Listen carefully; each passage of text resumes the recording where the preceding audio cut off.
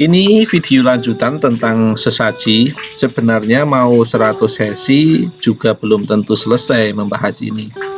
Tapi ya sudah, saya singkat saja sesuai maunya anak zaman now. Di sesi sebelumnya saya sudah jelaskan bahwa sesaji sebagai bahan refleksi diri. Sesaji itu lambang saja menghargai atau ngajeni sesuatu yang memiliki aji atau nilai. Apalah artinya cinta kalau hanya di mulut saja?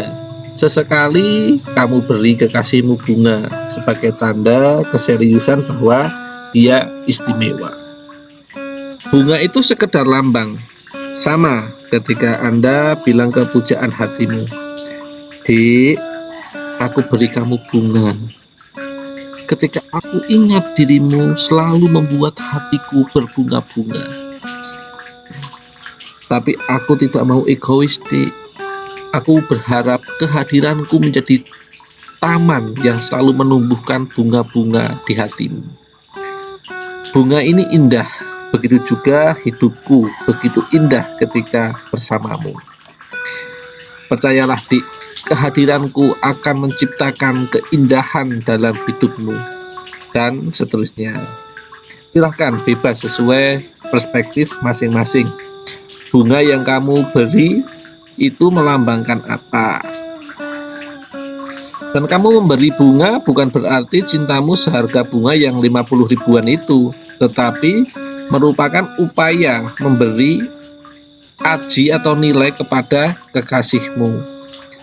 Kamu ngajeni, menghargai, mengistimewakan dengan lambang bunga tersebut.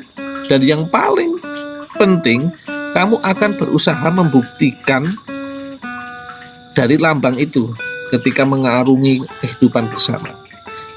Kamu akan selalu memberikan keindahan selayaknya bunga dalam kehidupan kekasihmu.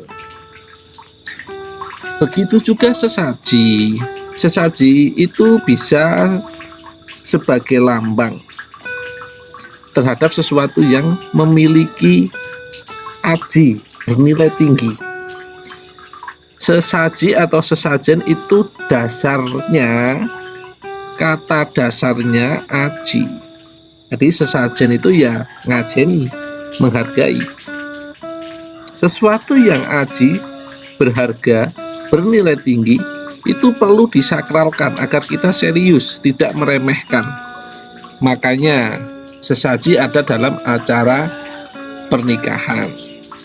Nah, yang paling berat itu sebenarnya aplikasi dari lambang sesaji tersebut. Nah, ke pernikahan. Karena pernikahan itu berharga sehingga layak disakralkan. Sesaji bunga setaman, bunga mawar itu biasa ada di momen ini. Ya seperti yang saya ungkapkan sebelumnya, mawar melambangkan kehidupan yang mewarna-warno. Ya dalam pernikahan sudah diingatkan sejak dini. Ada juga misalkan ada kendi. Kendi itu ya kendalining diri, sehingga ada masalah ke depan tidak kagetan.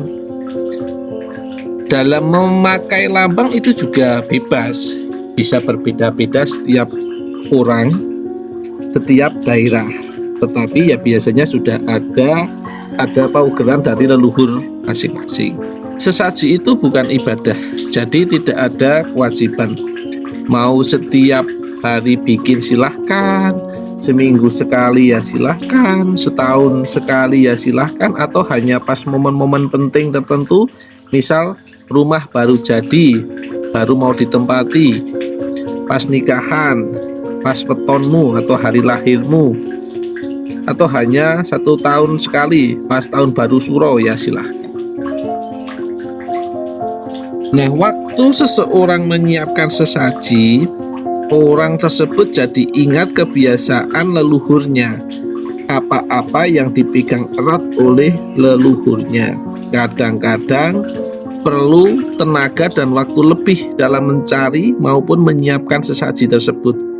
Justru melalui perjuangan ini, mengingat-ingat nilai terkandung dalam sesaji lebih menancap di hati. Kadang waktu menyiapkan repot mencari pendeling misal ya, untuk menggapit telur. Pring deling itu melambangkan urip kuwi kudu kendel lan eling. Dalam perjuangan kehidupan, seseorang harus memiliki keberanian sekaligus selalu waspada, ingat pada Sang Pencipta. Telur, tigan, itu ya ada makna, akan ada makna trimukti ya. Ada cangkangnya, ada putih telurnya, ada kuning telurnya. Menghormati itu berbeda dengan menyembah. Di sini sering terjadi salah persepsi ketika seseorang melakukan sebuah ritual dengan sesaji, misal saja ketika nyadran kali, terus membawa sesaji di bawah pohon yang besar, yang di sekitarnya mengalir ya mata air. Kemudian seseorang tersebut melakukan gerakan penghormatan. Sebagian sudah heboh, dikira itu nyembah pohon. Sebenarnya ya itu sama ketika ada orang sujud di depan Ka'bah. Itu bukan berarti nyembah batu.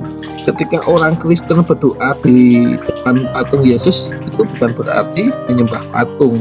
Orang Jawa yang sadar bahwa dia Jawa, itu ciri utamanya kuat dirasa, kuat di batin, iso rumongso. Kita hidup tidak sendirian. Alam bahkan makhluk halus juga sama-sama ciptaan Tuhan. Ya misalkan nyadran kali tadi, alam, pepohonan yang selalu memberikan berbagai manfaat kepada kita. Tanpa kita bisa membalas kebaikan alam tadi, kita hanya mengambil dan mengambil, rasanya ada yang kurang kalau kita tidak ucapkan terima kasih. Makanya setidaknya melalui ritual ini harapannya anak cucu mau merawat dan menghargai pepohonan, mengambil secukupnya dari alam. Iso rumongso itu ya membayangkan dengan perasaan kita kalau sesuatu hal itu terjadi pada kita. Misalkan saja kalau saja rumah yang Anda huni tiba-tiba banyak yang berlalu lalang, keluar masuk rumah Anda, pasti itu membuat Anda tidak nyaman. Bisa saja Anda marah atau kesal. Nah, orang Jawa paham bahwa kita hidup tidak sendirian, kita punya tetangga makhluk gaib. Kita hargai mereka, kula nuwun istilahnya. Kasih tahu saja kalau manusia akan ikut serta memanfaatkan tempat tersebut. Nah, dalam kula nuwun itu sebenarnya cukup dengan ucapan dan bahasa batin. Tetapi ada juga yang kasih penghormatan sesaji. Tapi ini bukan menyembah mereka. Ini cuma tepo seliro saja.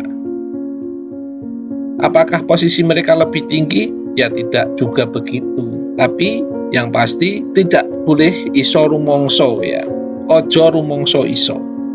Tidak boleh sombong. Cita-cita orang Jawa itu ya memang dari dulu itu menjaga keseimbangan. Ya misalkan aja Anda lihatlah dari gelar-gelar nama-nama para pemimpin ya.